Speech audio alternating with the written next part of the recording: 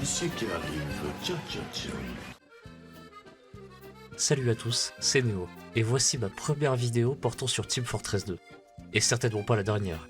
A vrai dire, ça fait maintenant des mois que je ne fais quasiment que jouer à TF2. J'ai respectablement 550 heures de jeu dessus, et il me brûlait d'envie de parler de certains aspects de celui-ci. C'est vous dire à quel point ce jeu, ses différents aspects et gameplay me fascinent. Bon, pas besoin de vous présenter TF2 si vous avez cliqué sur cette vidéo, je ne vous ferai pas cet affront. Par contre, il se peut que vous ne soyez pas familier avec le Scottish Resistance. Alors je vais vous le présenter. Le Scottish Resistance est un des lanceurs de bombes collantes du Demoman. À mon avis, même l'un des meilleurs, et je vais vous expliquer pourquoi. Déjà, en regardant vite fait dans les statistiques, on peut rapidement s'apercevoir du buff qu'apporte le Scottish Resistance par rapport au Sticky Launcher de base.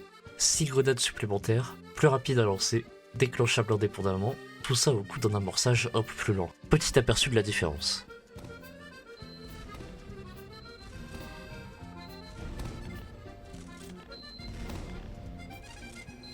Alors c'est, certes, un peu plus lent, mais je ne pense vraiment pas qu'il s'agit d'un gros inconvénient pour son utilisation primaire.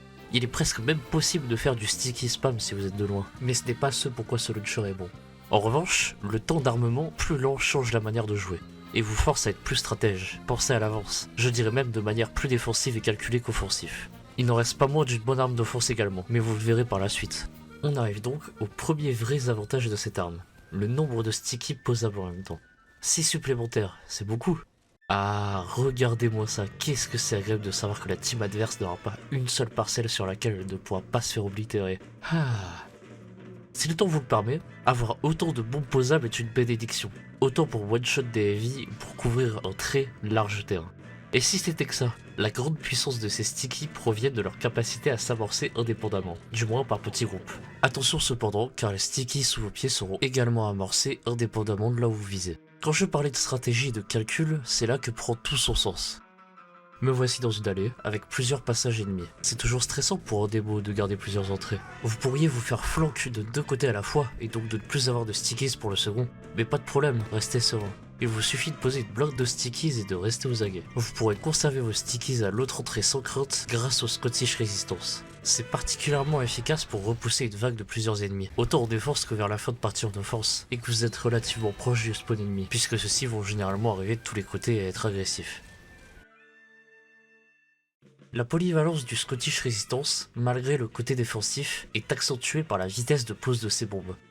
Un ennemi arrive urgemment au bout d'un tunnel, vous pourrez placer plus de stickies et lui infliger plus de dégâts, ou avoir moins de chances de le rater. Le Scottish bénéficie énormément de pouvoir amorcer ses stickies indépendamment. Vous voyez, les stickies sont visibles au travers des murs. Cela vous permet de 1. Savoir si un ennemi essaye de casser ou repousser vos stickies, et donc d'être au courant de sa présence.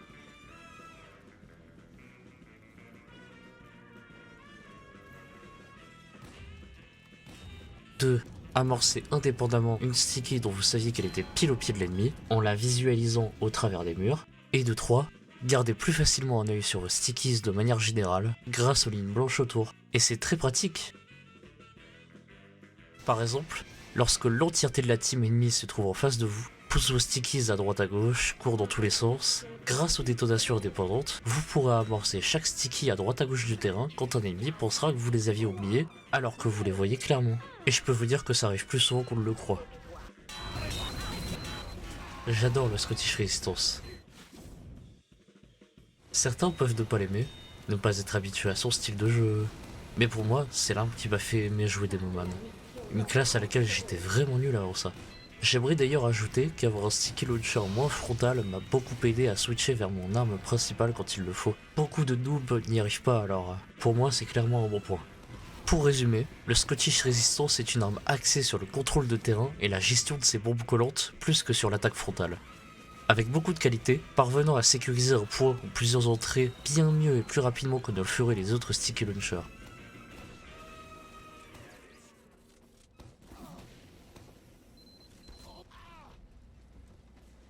En cas de contact direct avec l'ennemi cependant, je vous conseille fortement de passer au grenade launcher ou vous risquez de le regretter amèrement. Au revoir. Voilà, j'espère que vous avez trouvé cette vidéo intéressante et instructive. Je sais que j'ai vraiment adoré la faire puisque c'était sur une arme qui me tenait à cœur d'expliquer. D'autres vidéos sur Team Fortress 2 sortiront d'ici la semaine prochaine, alors abonnez-vous pour ne pas les rater. Votre soutien compte énormément à ce stade de ma chaîne et m'encourage à faire du contenu travaillé dessus. Alors, merci encore, et en attendant la prochaine, je vous dis bye.